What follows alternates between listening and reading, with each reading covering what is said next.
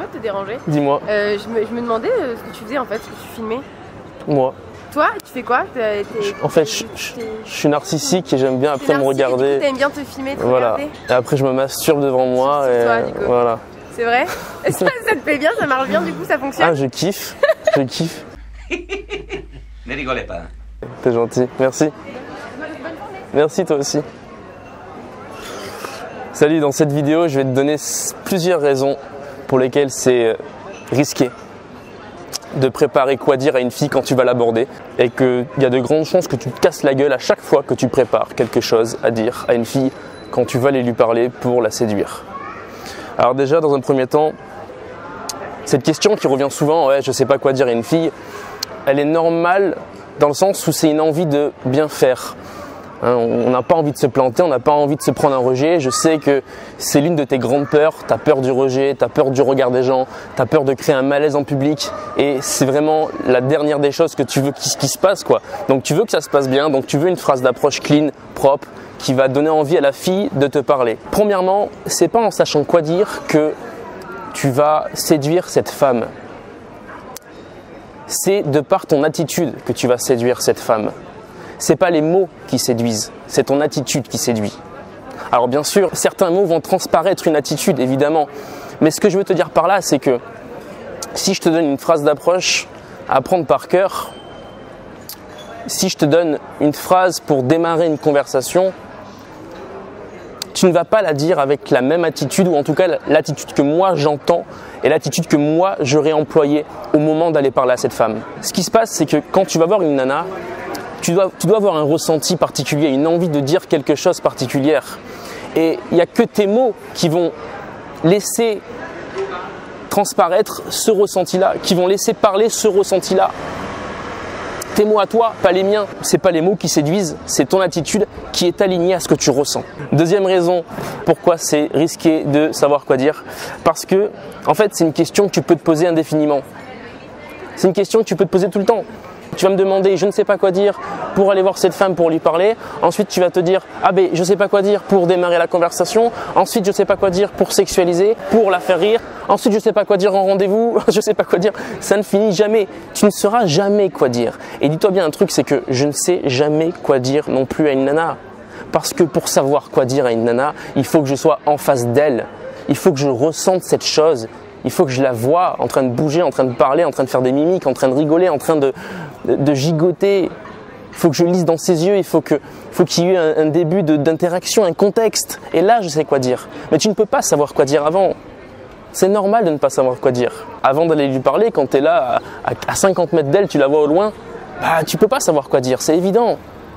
Enfin, tu peux avoir une idée, tiens, tu vois qu'elle a une grosse écharpe, oh, bah, tu te dis, tiens, il y a un truc à faire là, il y a un truc à dire. Mais ne prépare pas ta phrase d'approche, parce que si tu la prépares, tu vas commencer à cogiter, tes peurs vont grandir, et une fois que tu vas arriver en face d'elle, en fait, bah, tu vas te rendre compte que cette phrase d'approche que tu avais préparée, bah, c'est pas tout à fait ça en fait qu'il faut dire. Troisième raison pour laquelle c'est risqué de savoir quoi dire, eh bien, tu deviens inévitablement un putain de robot. Un robot qui répète des phrases apprises par cœur. Et figure-toi que j'ai coaché des hommes qui avaient déjà fait des coachings dans le passé et qui avaient appris tout un tas de phrases. Mais c'était une catastrophe. C'était une catastrophe parce qu'en fait, le mec qui récitait une poésie et c'était monotone, c'était platonique, la fille le ressentait, c'était robotique. En fait, le mec était complètement aseptisé. Et je te rappelle qu'on est des humains, que ce que tu vas entreprendre, c'est une interaction humaine.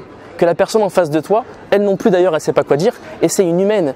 Donc, plutôt que de te dire je ne sais pas quoi dire, va la voir et vis l'instant, vis le moment avec elle. Tes amis, quand tu les as rencontrés, t'as préparé quoi dire? Mais non, t'as pas préparé quoi dire. Parce que sinon, ça ne serait pas tes amis aujourd'hui.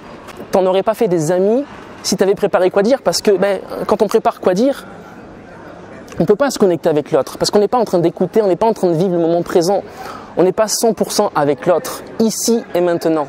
C'est ça l'instant T. C'est la seconde, je la vis à 110%. La minute, je la vis à 120%. Donc, réponds-moi à cette question dans les commentaires. Est-ce que tu as préparé quoi dire à tes amis? Réfléchis comme ça à ton meilleur pote, à ta meilleure pote. Est-ce que tu t'es demandé pour aller l'aborder ou pour qu'il vienne t'aborder, est-ce que tu t'es demandé, tiens, qu'est-ce que je vais pouvoir dire? Non, il y avait un contexte, il y avait une situation, vous avez parlé de ça ensemble, tu as ouvert la discussion par rapport à ce contexte-là et la rencontre s'est faite et la conversation s'est faite. Passons au point numéro 4. Si tu prépares quoi dire, en fait, tu vas devenir quelqu'un d'autre. Tu vas devenir la personne qui t'a donné ces phrases d'approche.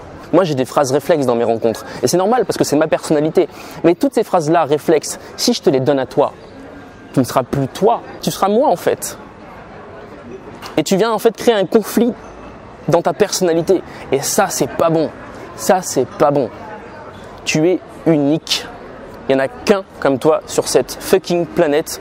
Donc va pas aller chercher des phrases de quelqu'un d'autre. Parce qu'après, il sera très difficile de redevenir toi, qui tu es. Et la fille en question, la fille qui est en face de toi, elle veut pas une copie de quelqu'un d'autre. Elle te veut toi. Demain, quand tu vas faire un rendez-vous, 2 rendez-vous, 3 rendez-vous, 4 rendez-vous, 10 rendez-vous, 20 rendez-vous avec elle, que tu vas coucher avec elle, elle va te voir au restaurant, elle va te voir dans la salle de bain, elle va te voir chez ta famille. Elle va voir qui tu es, elle va voir que tu as été quelqu'un d'autre en fait, tout le long de ta rencontre. Du processus de la séduction jusqu'au couple, tu as été quelqu'un d'autre. Et ça va pas plaire du tout. Donc sois toi, sois authentique et rejoins le club des authentiques. C'est mon club privé où je partage des tonnes de conseils de séduction. Tu vas devenir un putain d'homme authentique, singulier, qui sait s'y prendre avec les femmes, qui sait parler aux femmes, qui sait communiquer, un bon communicant. Donc le club c'est juste en dessous, hein. Si tu veux t'inscrire, tu as le lien. C'est 15 balles par mois. 15 balles c'est une sortie en boîte de nuit. Hein. Sauf qu'en boîte de nuit, tu repars avec 0 nana. Moi, tu viens dans le club, tu repars avec des compétences solides qui vont te servir toute ta vie. Et avec des nanas dans ta vie, tu améliores ta vie sentimentale. Voilà. Bref, c'était la parenthèse. Tu as le lien juste en dessous si tu veux en savoir plus. 5e, pourquoi c'est risqué? Je t'en ai un peu parlé, c'est parce que c'est plus difficile de désapprendre quelque chose que d'apprendre quelque chose.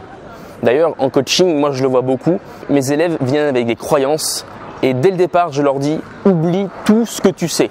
Parce que si le mec, il a ses croyances à lui, ses techniques à lui dans sa tête, et qu'en plus, je viens moi poser mes techniques, ma méthode, ça va créer un conflit dans sa tête en fait, tu vois.